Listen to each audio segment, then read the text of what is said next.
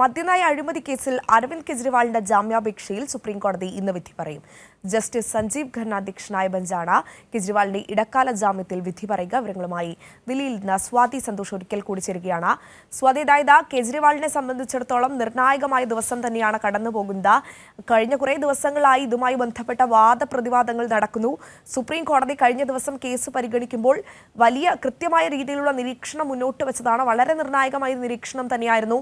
എന്തിനാണ് തെരഞ്ഞെടുപ്പ് കാലത്ത് ഇത്തരത്തിലൊരു അറസ്റ്റ് എന്ന് സുപ്രീം കോടതി ചോദിച്ച പശ്ചാത്തലമുണ്ട്. സ്വാഭാവികമായും ഒരു ജാമ്യം ലഭിക്കാനുള്ള സാധ്യത മുന്നിൽ കാണേണ്ടതല്ലേ?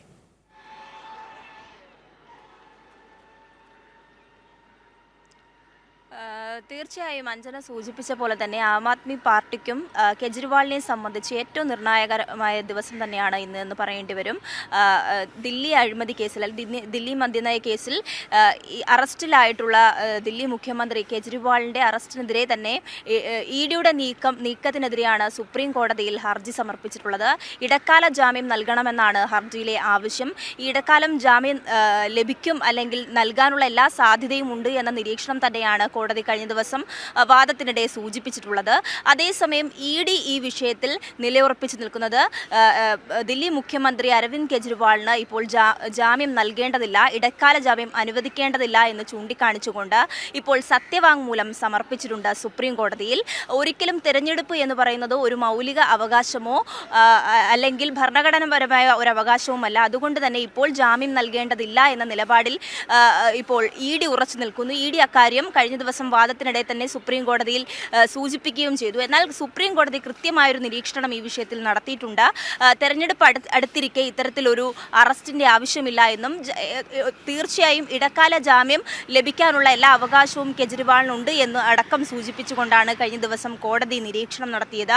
അതോടൊപ്പം തന്നെ ഈ വിഷയത്തിൽ ഈ ജാമ്യം ലഭിക്കാനിരിക്കുന്ന സാഹചര്യത്തിൽ തന്നെ ഈ കെട്ട് മുറുക്കിക്കൊണ്ടാണ് ഇഡി മുന്നോട്ട് പോകുന്നത് എന്ന് തന്നെ പറയേണ്ടിയിരിക്കുന്നു. കാരണം ഈ കെജ്രിവാളിനെതിരെ ആദ്യ കുറ്റപത്രം കൂടി ഇന്ന് സമർപ്പിച്ചേക്കും എന്ന വാർത്തകൾ കൂടി പുറത്തേക്ക് വരുന്നുണ്ട്.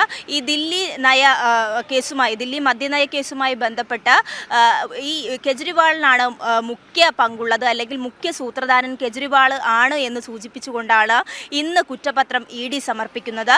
ദില്ലി റോസ് അവന്യൂ കോടതിയായിരിക്കും ഈ കുറ്റപത്രം പരിഗണിക്കുക. എന്തായാലും ഇടക്കാല ജാമ്യവുമായി ബന്ധപ്പെട്ട് ഇന്ന് വിധി പറയാനിരിക്കുമ്പോൾ തന്നെ കോടതി മറ്റൊരു നിരീക്ഷണം നടത്തിയിട്ടുള്ളത്, ജാമ്യം ലഭിച്ചാൽ പോലും കെജ്രിവാളിന് ഔദ്യോഗികപരമായിട്ടുള്ള കാര്യങ്ങൾ നിർവഹിക്കുന്നതിൽ ബുദ്ധിമുട്ട് ഉണ്ട് എന്ന് തന്നെ കോടതി സൂചിപ്പിച്ചിട്ടുണ്ട്. അതോടൊപ്പം തന്നെ ഇടക്കാല ജാമ്യ ഹർജി എന്നുള്ളത് ഈ കെജ്രിവാളിൻ്റെ അവകാശമാണ് എന്ന തരത്തിൽ തന്നെയാണ് കോടതി മുന്നോട്ട് പോകുന്നത്. എന്തായാലും ഇന്ന് ഇടക്കാല ജാമ്യം ലഭിച്ചു കഴിഞ്ഞാൽ അത് ആം ആദ്മി പാർട്ടിക്കും തെരഞ്ഞെടുപ്പ് 25-നാണ് നടക്കുന്നത് ഈ മാസം.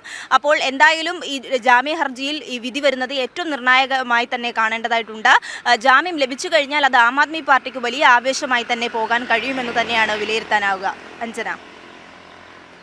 സ്വാതി, സ്വാഭാവികമായും AAPയെ സംബന്ധിച്ചിടത്തോളം, ആം ആദ്മി പാർട്ടിയെ സംബന്ധിച്ചിടത്തോളം കെജ്രിവാളിന് ജാമ്യം ലഭിക്കുക എന്ന് പറയുന്നത് അവരുടെ വലിയൊരു നിയമ പോരാട്ടത്തിന്റെ അന്ത്യം കൂടി എന്ന രീതിയിലേക്ക് പറഞ്ഞു വെക്കുന്നു. കാരണം തെരഞ്ഞെടുപ്പ് വരാൻ പോവുകയാണ്. തെരഞ്ഞെടുപ്പ് മുന്നിൽ കണ്ടുകൊണ്ട് അത് ചൂണ്ടിക്കാട്ടിക്കൊണ്ട് തന്നെയാണ് കെജ്രിവാൾ ഇത്തരത്തിലൊരു ഹർജിയുമായി ജാമ്യം അത്യാവശ്യമാണ് എന്ന് പറഞ്ഞുകൊണ്ട് കോടതിയെ സമീപിക്കുന്നത്. പക്ഷേ ഇഡി എപ്പോഴും പറയുന്നത് തെരഞ്ഞെടുപ്പ് എന്ന് പറയുന്നത് ഒരു പൗരന്റെയും മൗലിക അവകാശമല്ല, തെരഞ്ഞെടുപ്പ് ഭരണഘടനാപരമായ മൗലികാവകാശം ല്ല എന്ന് ചൂണ്ടിക്കാട്ടി ഇഡി ഇത്തരത്തിലുള്ള ഒരു പ്രതിവാദം ഉന്നയിക്കുന്ന ഒരു പശ്ചാത്തലം കൂടിയുണ്ട്. പക്ഷേ കഴിഞ്ഞ തവണ സുപ്രീം കോടതി ഒരു കേസ് പരിഗണിക്കുമ്പോൾ കൃത്യമായി പറഞ്ഞതാണ് എന്തിന് തെരഞ്ഞെടുപ്പ് കാലഘട്ടത്തിൽ ഇങ്ങനെയൊരു അറസ്റ്റ്. അതോടൊപ്പം തന്നെ 2 വർഷമായി അറസ്റ്റ് ചെയ്യാത്തൊരു വ്യക്തിയെ തെരഞ്ഞെടുപ്പ് ലക്ഷ്യം വെച്ച് പ്രതിപക്ഷം ഭരിക്കുന്ന സംസ്ഥാനങ്ങളെ കൃത്യമായ രീതിയിലുള്ള വേട്ടയാടൽ എന്ന ഒരു കേന്ദ്ര നയത്തിന്റെ ഭാഗമായിട്ടുള്ള അറസ്റ്റ് എന്ന് തന്നെ വിമർശനം ഉയർന്നൊരു സാഹചര്യം കൂടിയുണ്ട്. സ്വാഭാവികമായും ഈ ഒരു അറസ്റ്റ് ഈ ഒരു ലോക്സഭാ തെരഞ്ഞെടുപ്പിൽ വലിയ രീതിയിലുള്ള ചലനങ്ങൾ സൃഷ്ടിക്കാനുള്ള സാഹചര്യമൊക്കെ മുന്നിൽ കാണേണ്ട ഒരു സാഹചര്യമുണ്ട്. അപ്പോൾ ഞാൻ ചോദിച്ചു വന്നത് എന്താണെന്നാൽ, ഈ ഒരു സാഹചര്യത്തിൽ ഇന്ന് ജാമ്യം ലഭിക്കുകയാണെങ്കിൽ തെരഞ്ഞെടുപ്പിനെ സംബന്ധിച്ചിടത്തോളം ദില്ലിയിൽ അത് ആം ആദ്മി പാർട്ടിയെ സംബന്ധിച്ചിടത്തോളം വലിയ രീതിയിലുള്ള ചലനങ്ങൾ സൃഷ്ടിക്കാനുള്ള സാഹചര്യം കൂടി മുന്നിൽ കാണേണ്ടതല്ലേ?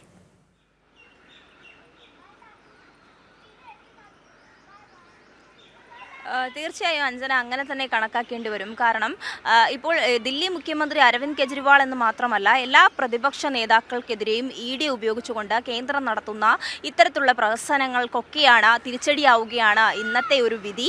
അതുകൊണ്ട് തന്നെ ഈ വിധിയെ അത്തരത്തിൽ തന്നെ നോക്കിക്കാണണം. ഈ രാഷ്ട്രീയ പാർട്ടികളൊക്കെ തന്നെയും വലിയ തരത്തിൽ കേന്ദ്രത്തിനെതിരെയും EDയുടെ ഇത്തരത്തിലുള്ള നിലപാടുകൾക്കെതിരെയും വലിയ തരത്തിൽ പ്രതിഷേധങ്ങൾ രേഖപ്പെടുത്തുന്ന ഒരു സമയം കൂടിയാണ്. മാത്രമല്ല കെജ്രിവാളിന്റെ ഭാര്യ സുനിത കെജ്രിവാൾ അടക്കം ഈ തെരഞ്ഞെടുപ്പുമായി ബന്ധപ്പെട്ടൊക്കെ സജീവമായി നിൽക്കുന്ന ഒരു സാഹചര്യമുണ്ട്.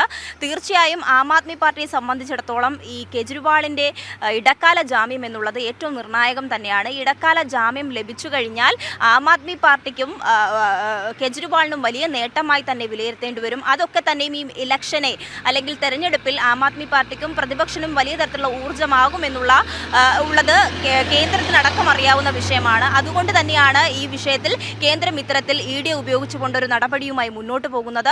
ED ഈ വിഷയത്തിൽ വലിയ തരത്തിലുള്ള പ്രതിരോധങ്ങൾ തീർക്കുമ്പോഴും അതിനപ്പുറത്തേക്ക് ആം ആദ്മി പാർട്ടി നേതാക്കളും വലിയ തരത്തിലുള്ള വിമർശനങ്ങളും ആയിട്ട് തന്നെയാണ് മുന്നോട്ട് പോകുന്നത്. എന്തായാലും കെജ്രിവാളിന് ഇന്ന് ഇടക്കാല ജാമ്യ അപേക്ഷ അല്ലെങ്കിൽ ജാമ്യം ലഭിച്ചു കഴിഞ്ഞാൽ വലിയ തരത്തിലുള്ള തിരിച്ചടി തന്നെയായിരിക്കും EDക്കും ഉണ്ടാകാൻ പോകുന്നത്. അഞ്ജന. ശരി, സ്വാതി സന്തോഷാണ് വിവരങ്ങൾ നൽകിയത്. എന്തായാലും ദില്ലി മുഖ്യമന്ത്രി അരവിന്ദ് കെജ്രിവാളിനെ സംബന്ധിച്ചിടത്തോളം വളരെ നിർണായകമായ ദിവസം തന്നെയാണ് കടന്നുപോകുന്നത്. അദ്ദേഹത്തിന്റെ ഇടക്കാല ജാമ്യവുമായി ബന്ധപ്പെട്ട കേസിൽ ഇന്ന് സുപ്രീം കോടതി വിധി പറയാൻ പോവുകയാണ്. വിവരങ്ങളാണ് സ്വാതി സന്തോഷ് പങ്കുവച്ചത്.